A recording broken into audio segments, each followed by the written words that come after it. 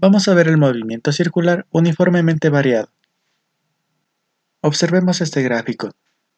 Este movimiento tiene como característica una aceleración angular constante y tiene muchas similitudes con el movimiento rectilíneo uniformemente variado. Vemos estas similitudes.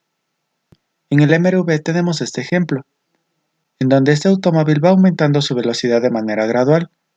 En este ejemplo aumenta de 3 en 3, es decir que cada segundo que recorra va a aumentar en 3. Mientras que en el MCV nosotros vamos a aumentar la velocidad angular de manera constante.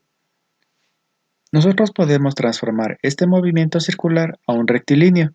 Es como si estuviéramos estirando toda esta parte de manera recta. Esto se realiza con un punto de referencia que es el radio. La primera fórmula del MRV es la siguiente. La distancia es igual a la velocidad inicial por el tiempo más un medio de la aceleración por el tiempo al cuadrado. Aquí tenemos una distancia rectilínea, una velocidad inicial y una aceleración. Estos valores van a ser cambiados en el MCV por lo siguiente. La distancia se va a transformar en un ángulo. La velocidad inicial va a ser una velocidad angular inicial. Y la aceleración se va a transformar en una aceleración angular. La siguiente fórmula es 2 aceleraciones por distancia es igual a la velocidad final elevado al cuadrado menos la velocidad inicial elevado al cuadrado. Para transformarla en MCV, vamos a aplicar lo siguiente.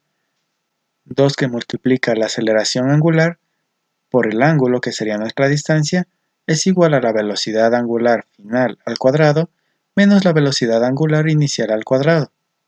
Y por último, la aceleración es igual a la velocidad final menos velocidad inicial sobre el tiempo.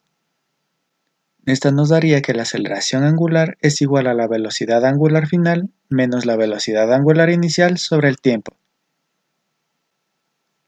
Veamos la aceleración. En el MCV vamos a tener varias aceleraciones, las cuales son las siguientes. Veamos la aceleración centrípeta. Esta aceleración es la que mantiene el movimiento circular, es decir que nos va a ayudar a movilizarnos, pero no alejándonos de este radio. Para calcular esta aceleración vamos a utilizar esta fórmula, en donde es igual a la velocidad lineal al cuadrado sobre su radio. También podemos calcularlo con su velocidad angular.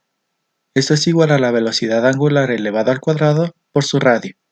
Esta aceleración se mide en metros sobre segundo al cuadrado.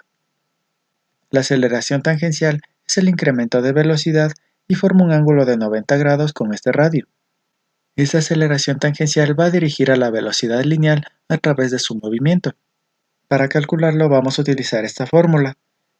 A su vez, esta aceleración angular es igual a la velocidad angular final menos la velocidad angular inicial sobre su tiempo. Esto lo multiplicamos por el radio. En unidades, la aceleración tangencial es igual a metros sobre segundo al cuadrado. Aquí se forma un vector que es la aceleración total. Esta aceleración es el módulo de la aceleración.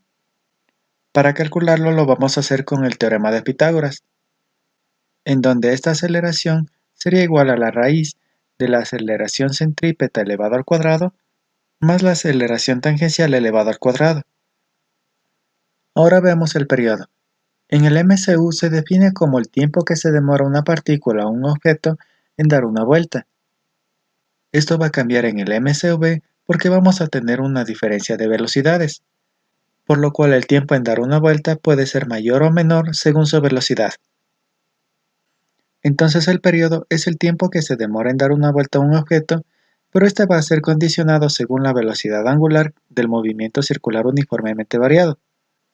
Para calcularlo vamos a tener esta fórmula, en donde el periodo es igual a 2pi sobre su velocidad angular final.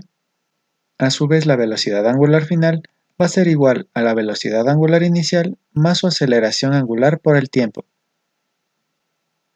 La frecuencia va a ser el número de vueltas que va a dar un objeto en un segundo. Esto, al igual que en el periodo, va a estar condicionado por su velocidad. Es decir, que su velocidad angular es mayor, va a dar un número de vueltas en un menor tiempo. Para calcularlo vamos a utilizar la siguiente fórmula, en donde la frecuencia es igual a la velocidad angular final sobre 2pi. Esta velocidad angular final es igual a la velocidad angular inicial más su aceleración angular por el tiempo. La frecuencia se mide en hercios, es decir, 1 sobre segundo.